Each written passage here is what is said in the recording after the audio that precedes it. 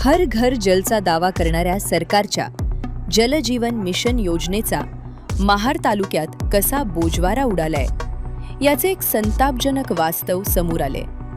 लाखो रुपये खर्च झाले, कागदावर योजना पूर्ण झाली, पण प्रत्यक्षात नागरिकांच्या नळाला थेंबभरही पाणी आलेले नाही। महाड तालुक्यातील कुर्ले बौद्धवाडी येथे जलजीवन मिशन अंतर्गत लाखो रुपये खर्चून पाण्याची टाकी, विहीर, पाईपलाईन आणि नळ कनेक्शन उभारण्यात आले।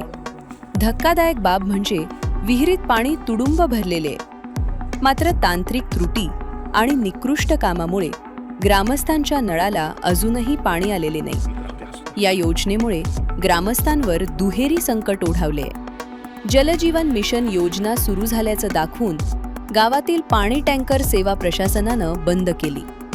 त्यामुळे आता तीव्र उन्हाळ्यात महिलांना तब्बल 2 किलोमीटर अंतरावरून पाणी आणण्यासाठी पायपीट करावी लागत आहे। ठेकेदाराला त्याचे पैसे मिळाले, पण गाव मात्र तहानलेलेच आहे। या अर्धवट आणि निकृष्ट कामामुळे कुर्ले बौद्धवाडीतील ग्रामस्थांचा संताप अनावर झालाय। प्रशासनाच्या या मनमानी कारभाराविरोधात नागरिकांनी तीव्र नाराजी व्यक्त केली आहे। आम्हाला तात्काळ पाणी द्या, अन्यथा आत्मदहन करू, असा थेट आणि गंभीर इशारा आता संतप्त ग्रामस्थांनी दिलाय। जल जीवन ही योजना आलेली आहे, त्या आमच्या गावाला पाणी ना पुरवठा होतच नाही आहे आणि पाणी हाईच नाही। नल लावले, पाईप लावले, टाकी बसवले, तरी आमच्या गावाला पाणी नाही आहे। मग ते पाणी जातं कुठं आणि ते पाणी हाय कुठं, ते पाणी चालू केलंय का नाही केलंय ते पण सुद्धा आम्हाला अजून माहिती नाही आहे। आणि मग त्या पाण्याची कुठं काय आहे, आमच्या गावाला सोय का नाही आहे? प्रत्येक गावामध्ये पाणी आहे, प्रत्येक गावामध्ये चांगल्या सोयी आहेत, आमच्या गावाला पाणी का नाही? आम्ही बायका काय करायच्या?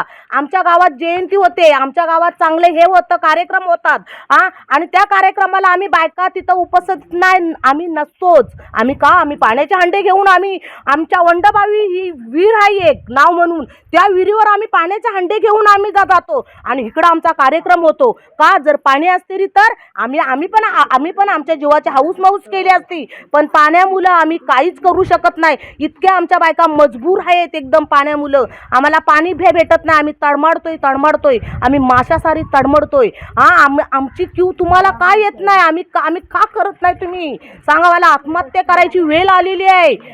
कसं करायचं? आमच्या गुराढोरांना पाणी नाही, आम्हाला पाणी नाही, आमची मुलं तडमडतायत, आमची मुलं कंटाळतात। 2-2 दिवस राहिले का? आमचा स्वतःचा गाव असून, आम्ही स्वतःची कार्य हे असून असत असताना आम्ही काहीच हे होऊ शकत नाही। आणि आम्ही मुंबईला राहतो, आमच्या मुंबईच्या ह्याच्यामध्ये काहीच नाही आहे।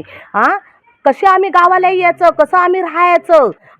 काहीच त्याचा काही उपयोग नाही आहे। मेन म्हणायला गेलं तर आम्ही कसं काय करायचं सांगा मला। आमची मुंबईची माणसं विचारतात, गावाला जाऊन मजा करतो, तुम्ही मजा करत असाल, आम्ही मजा कुठं करतो? आमच्या वंडबावीवर 2-2 अंडे घेऊन मजा कुठे करतो आम्ही? लोक बोलतात आंबे फणस खातात, काही नाही, आंबे फणस नाही खात, एक आंबा सुद्धा खायला भेटत नाही। आंबे फणस आहेत आमच्या गावाला, पण आम्हाला खायला नाही भेटत का? तर आम्ही जातो वंडबावीवर पाण्याला, आम्ही एक नंबर लावून तिल्ली भरला का मी भरलं का ती काढण्यान काढून आम्ही पाणी भरतो आणि ते पाणी भरून आम्ही आमच्या मुलाबाळांना पाजतो। आम्हाला काही सोयी नाही आहे, आम्हाला पाणीच नाही आहे, आम्ही काय करणार? काय करणार आम्ही सांगा मला। आणि आता पहिल्या साऱ्या बायका राहिल्या नाहीत, आम्ही केले, आमची मुलं बाळाच्या आमच्या सासरवसनी करायच्या नाहीत ते काम का? तर आम्ही भरले वंडबावीचं पाणी, आमच्या सुना ज्या आल्यात ना त्या भरत नाही, एक खेप आणली ना दमली अशा करतात। आता काहीच करू शकत नाही, त्या उठतात, त्या बोचकं उचलतात का? तर त्यांच्या माहेरी पाणी आहे ना, त्या माहेरी जातात। आमच्या गावाला पाणी नाही, मग शेवटी आमचा गाव बरबाद व्हायची वेळ आलेली आहे या पाण्यामुळं गाव या ठेकेदाराने आम्हाला फसवलेली आहे।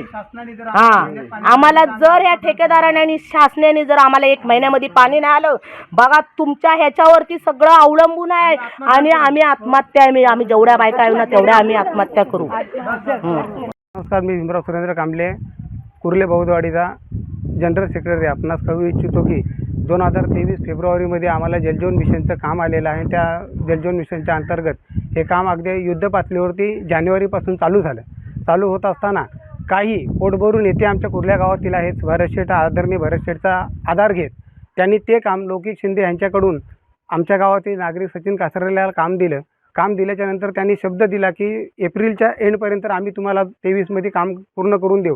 2026 आले, जून महिना आला, अद्याप कामाकडे लक्ष दिले नाही.